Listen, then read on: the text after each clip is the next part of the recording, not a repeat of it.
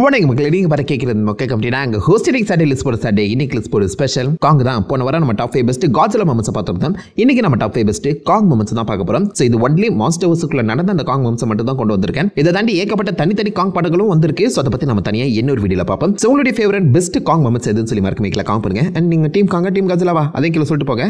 Video ஆரம்பிச்சிடலாம். நம்ம ஃபைல இருக்கிறது Kong versus war bats and octopus. Kong வந்து ஒரு சாதாரண மிருகம் தான் நம்ம நினைச்சிட்டு இருக்கோம். But Kong is a savior of humans.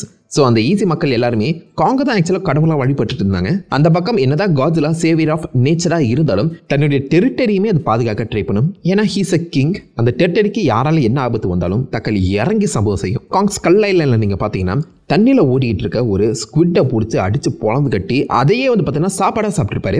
ஏன்னா சப்போஸ் ஃபியூச்சரில் வேறு யாராச்சும் ஹியூமன்ஸோ இல்லை வேறு ஏதாவது ஒரு மிருகம் இங்கே தண்ணி குடிக்க வரும்போது அதை இந்த ஸ்குவிட் அடிச்சு சாப்பிடக்கூடாதுல்ல. ஸோ அந்த தண்ணீரை பாதுகாக்கணும். அதே சமயத்தில் அந்த தண்ணீரில் இருக்க ஸ்குவிட் கிட்ட இருந்து மற்ற மிருகங்களையும் பாதுகாக்கணுங்கிற ஒரு தோட்டில் தான் காங் அந்த ஸ்குவிட்டை அடித்து கொண்டுட்டு அதே சாப்பிட்ருப்பாரு. ஏன்னா காங்குக்கும் பசிக்கும்ல. காங் வந்து இது என் டெரிட்டரி, இதுக்குள்ளே நீ வரக்கூடாதுங்கிற மாதிரி அந்த ஸ்குவிட்டை அடிச்சு கொண்டு தின்னுருக்கும். அதே மாதிரி இந்த ஸ்கல் ஐலண்ட் சொல்லி பார்த்தீங்கன்னா தனியாக ஒரு அனிமேட்டட் சீரிஸ் வந்துச்சு.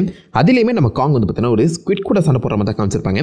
பட் அந்த ஸ்குவிட் வந்து ஒரு பயங்கரமான ஸ்குவிட். தண்ணி கடியிலேயே போய் அதுவும் கடல் மட்டத்தில் இந்த பக்கம் நம்ம காங் வந்து பார்த்தீங்கன்னா அந்த ஸ்குவிட்டை போட்டு பொழந்து கட்டியிருக்கோம்.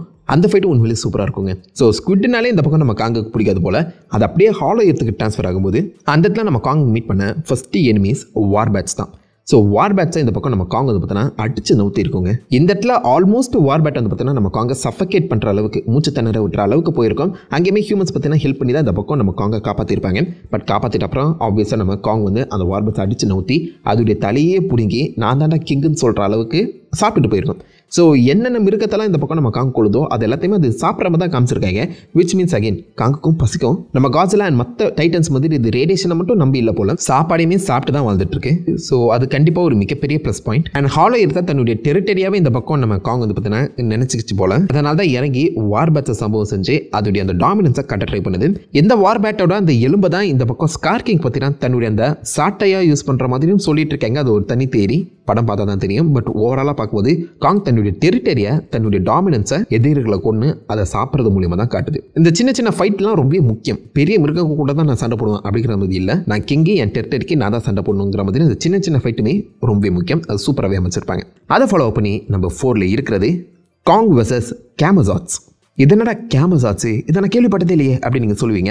வெல் இது ஆக்சுவலாக கிங்டம் காங் அப்படின்னு சொல்லப்படுற ஒரு தனி காமிக்கில் வந்து பார்த்தீங்கன்னா சொல்லப்பட்ட கதை. காட்ஸிலா வெர்சஸ் காங்குக்கு முன்னாடி ப்ரீக்வலாக 2 காமிக் கொடுத்துருந்தாங்க. ஸோ காட்ஸிலா கிங் ஆஃப் மான்ஸ்டர்ஸ்க்கு அப்புறம் என்னென்ன விஷயங்கள் நடந்துச்சுன்னு சொல்லி அந்த சமயத்தில் நம்ம காங் வந்து பார்த்தீங்கன்னா ஸ்டில் ஸ்கல் ஐலண்டில் தான் இருப்பார். ஸ்கல் ஐலண்டில் நிறைய மிகப்பெரிய சூறாவளி காற்றால் வந்து பார்த்தீங்கன்னா நிரம்பியிருக்கும். ஸோ அந்த இடத்துல எது இந்த சூறாவளி காற்றை ஏற்படுத்துதுன்னு சொல்லி அதை ஆராய்ச்சி பண்ணுறதுக்காக நம்ம காங் கிளம்பியிருப்பார். ஸோ அப்போதைக்கு நம்ம கிங் கிடோரா ஏற்படுத்தின அந்த ஆல்ஃபா காலில் ஹாலோ எர்த்துலேருந்து ஒரு வித்தியாசமான மான்ஸ்டர் பார்த்தீங்கன்னா வெளில வந்திருக்கும், கேமசாட்ஸ். இது ஒரு வவ்வால் மாதிரியான பயங்கரமான மான்ஸ்டர். இதுக்கு பகல்ல கண்ணு தெரியாது. வவ்வால் போல எக்கோலோகேஷன் அது மட்டும் இல்லாமல் சோனிக் பிளாஸ்டை யூஸ் பண்ணி மட்டும் தான் நகரக்கூடியது. ஆல்ஃபா கால்ல வெளியில் வந்து கிங் கிடோரா சொன்ன மாதிரி பல விஷயங்கள் அது பண்ணியிருந்தாலும் அதுக்கப்புறம் ஸ்கல் ஐலாண்டுக்கு போய் அங்கே இருக்க நம்ம காங் கூட சண்டை போடுற மாதிரி காமிச்சிருப்பாங்க. அந்த ஃபைட் வந்து செம்ம பயங்கரமாக இருக்கும். அந்த காமிக் பேனலே அவ்வளோ அமேசிங்காக இல்லஸ்ட்ரேட் பண்ணியிருப்பாங்க. நீங்கள் நினைக்கிறத விட அந்த ஃபைட் பயங்கரமாக இருக்கும். இது அப்படியே லைவ் ஆக்ஷனில் கூட்டிகிட்டு வந்தாங்கன்னா வெறித்தனமாக இருக்கும்னு நினைக்கிறேன். ஸோ பறந்து அடிக்கக்கூடிய அந்த கேமசாட்ஸை முடிச்ச அளவுக்கு நம்ம காங் வந்து பார்த்தீங்கன்னா சமாளிக்க ட்ரை பண்ணுவார். பட் ஒரு கடத்தில் அந்த கேமசாட்ஸ் நம்ம காங்கையே சுற்றி வளர்த்துரும். ஸோ காங்கால எஸ்கேப் ஆக முடியாத ஒரு சுச்சுவேஷன் பார்த்தீங்கன்னா உருவாகி இருக்கும். கிட்டத்தட்ட காங் வந்து சாகர நிலைமைக்கே போயிருப்பாரு. அதுக்கப்புறம் தான் இந்த மொனார்க்கோட அந்த ஹெல்ப் மூலியமாக கொஞ்சம் அந்த கேமசாட்ஸை டிஸ்ட்ராக்ட் பண்ண நம்ம காங் உள்ளே போந்து அதை அடி பொழக்கிறதுமே தாண்டி பறக்கிற அந்த கேமசாட்ஸை தக்காளி எங்கடா போகிறேன்னு சொல்லி வாழை பிடிச்சி இழுத்து மூக்குள்ளே பங்குன்னு ஒரு குத்துவாருங்க. ஐ மீன் அந்த ஷார்ட் அடிக்க பார்த்தாலும் ஒரு புரிவுடு அடிக்கிறேன். யார்கிட்ட நான் மூதுற அப்படின்னு சொல்லி அந்த கேமராத்தை இழுத்து வச்சு மூஞ்சிலே குத்துவாரு. அண்ட் படகு போட்டு செஸ்ட்ல ஒரே மிதி சோழி முடிஞ்சு. எங்க இருந்து வந்தியோ அங்கேயே போன்னு சொல்லி ஹாலோ எர்த் டனல் மாதிரி ஒன்று இருக்கும். ஸோ அதுக்குள்ள வந்து பார்த்தீங்கன்னா தூக்கி போட்டுருவாரு. இது லைக் ஹாலோ எர்த் போர்ட்டல் கிடையாது, ஒரு சின்ன டனல் மாதிரி ஓட்ட மாதிரி இருக்கும். அதுக்குள்ளே போட்டு அதுக்குள்ளே இறங்கி நம்ம காங் வந்து பார்த்தீங்கன்னா காட்ஸிலா கூட சண்டை போட்ட ஒரு மொசைக் வந்து பார்க்குற மாதிரியும் காமிச்சிருப்பாங்க. ஸோ காட்ஸிலா வெர்சஸ் காங்குங்கிற ஒரு ஃபைட் வரப்போதுங்கிற ஒரு விஷயம் இந்த சமயத்தில் இந்த காமிக் அப்போ நம்ம காங்குக்கு ஆல்ரெடி தெரிஞ்சிருக்கு. ஸோ தன்னுடைய முன்னோர்கள் காட்ஸிலா கூட சண்டை போட்டுருக்காங்க அப்படிங்கிற ஒரு பெயிண்டிங்கை இந்த இடத்துல நம்ம காங் பார்க்குற மாதிரி தான் காமிச்சு முடிச்சிருப்பாங்க. அதனால தான் காட்ஸிலா வெர்சஸ் காங்ல டக்குன்னு நம்ம காங் வந்து காட்ஸிலாவை பார்த்து சண்டை போடுற மாதிரியும் கதை போயிருக்கும். பட் இந்த ஃபைட்டுங்கிறது சூப்பர் அமேசிங்காக இருக்கும். ஐ மீன் சுற்றி மழை பெஞ்சு இடியெல்லாம் இடிச்சிட்டு இருக்க அந்த சமயத்தில் நம்ம காங் வந்து பார்த்தீங்கன்னா ஒரு பயங்கரமான மோசம் கூட சண்டை போடுற மாதிரி காமிச்சிருப்பாங்க. இந்த லைவ் ஆக்ஷன் இல்லைனா அனிமேஷனில் கூட்டிட்டு வந்தால் கூட நல்லா இருக்கும். மொனார்க் லெகசி ஆஃப் மான்ஸ்டர்ஸ்ல அந்த புயலுக்கு நடுவில் நம்ம காங் வந்து பார்த்தீங்கன்னா நடந்து வர மாதிரி ஷார்ட் அமைச்சிருப்பாங்களே, அது மேபி கேன்சஸ் ஃபைட்டுக்கு அப்புறம் நடக்கிற மாதிரி கூட அமைக்கப்படலாம். ஸோ காட்ஸில்லா பேஸ் பண்ணி ஒரு சீரிஸ் வந்த மாதிரி காங் பேஸ் பண்ணி ஒரு சீரிஸ் வரணும். டீம் காங்லாம் போராட்டம் பண்ணுங்களேன். அதை ஃபாலோ பண்ணி நம்ம 3ல இருக்கிறது காங் வெர்சஸ் காட்ஸில்லா. ஆப்வியஸாக காட்ஸில்லா வர்சஸ் காங்கில் நீங்கள் 2 முறை இந்த மாதிரி காங்கும் காட்ஸில்லாவும் சண்டை போடுறத பார்த்துருப்பீங்க.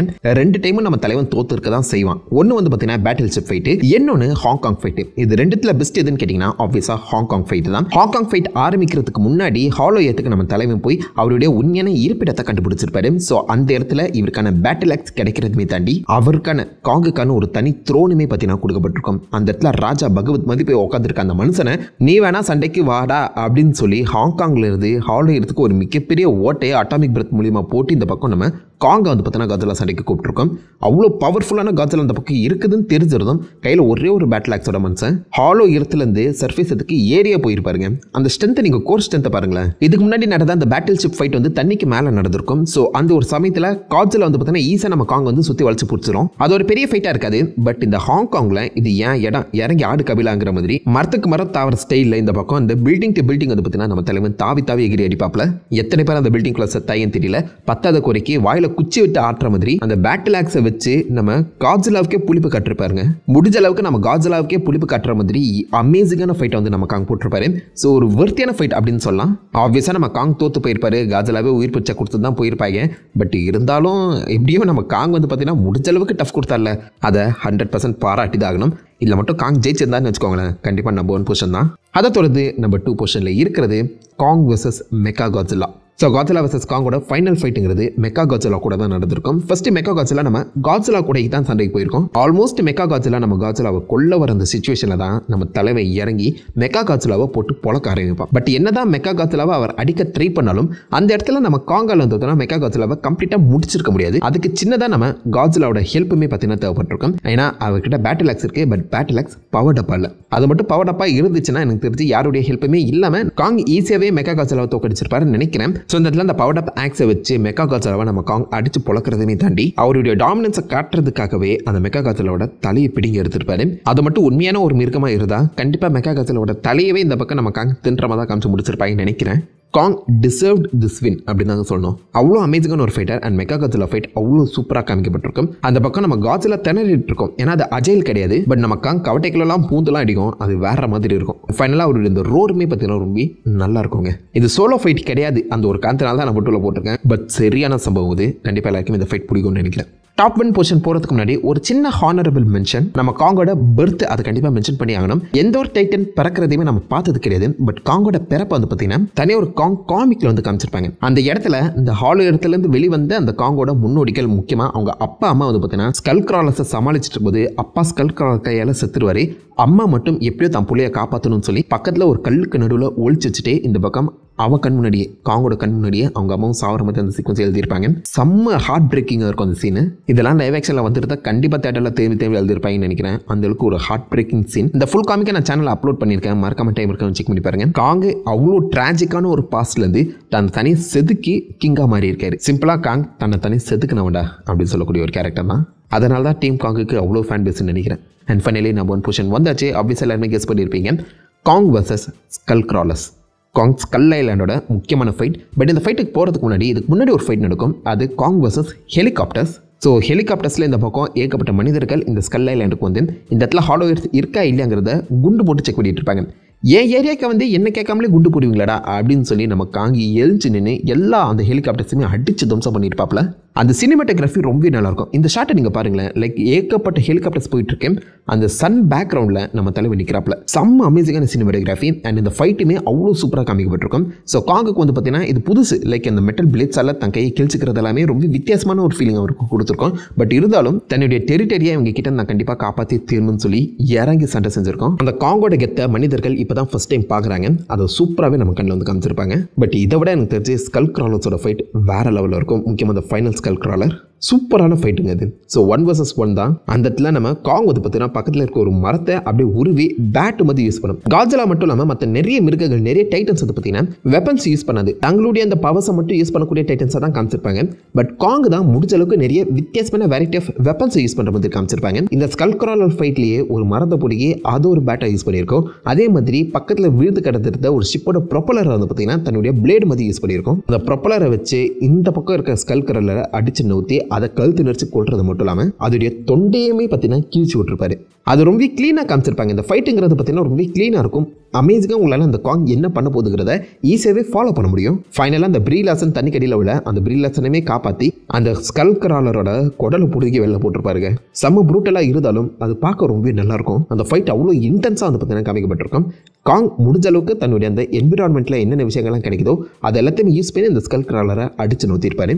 எனக்கு தெரிஞ்ச ஃபியூச்சரில் காங் கையில் கன்னு கொடுத்துருவாங்கன்னு நினைக்கிறேன். ஏன்னா காங் வந்து மோஸ்ட்லி வெப்பன் பேஸ்டாக தான் இருக்குது அந்த சமயத்தில். இப்போதைக்கே தண்டர் க்ளவுஸ், அதாவது பீஸ் க்ளவுஸை கொடுத்துட்டாங்க. ஸோ ஃபியூச்சரில் பாசிபிளி கன் கொடுக்கறதுக்கான வாய்ப்புகள் அதிகம். ஆனால் அதுவும் நல்லா தான் இருக்கும்னு நினைக்கிறேன். ஸோ ஓவராலாக பார்க்கும்போது எனக்கு தெரிஞ்சு இந்த ஸ்கல் கிராலர்ஸ் வெர்சஸ் காங்கோட ஃபைட்டு தான் பெஸ்ட்டாக இது வரைக்கும் இருக்கேன். 1 vs 1லேயே அமேசிங்கான ஒரு ஃபைட் அது. அங்கே இருக்க காங்குமே பார்த்தீங்கன்னா எங்கான காங் தான், அதுவும் சூப்பராக இருக்கும்ல பார்க்க. ஓவராலாகவே ஒரு தரமான ஃபைட் அது. ஸோ இது என்னுடைய பர்சனல் ஃபேவரட் டாப் 5. உங்களுக்கு தனி ஃபேவரட்ஸ் கண்டிப்பாக இருக்கும். அதை மறக்க மேக்கில் காம் பண்ணுங்க. எந்த அளவுக்கு 2 பேர் லிசன்ஸிங் ஆகுதுன்னு பார்ப்போம். அண்ட் நீங்கள் டீம் காங்கா டீம் காஜலாவா அதையும் சொல்லிட்டு போக உங்களை நல்ல ஒரு ஆசமான வீடியோவில் மீட் பண்ணிட்டு இருந்திருக்கேன். Have fun guys.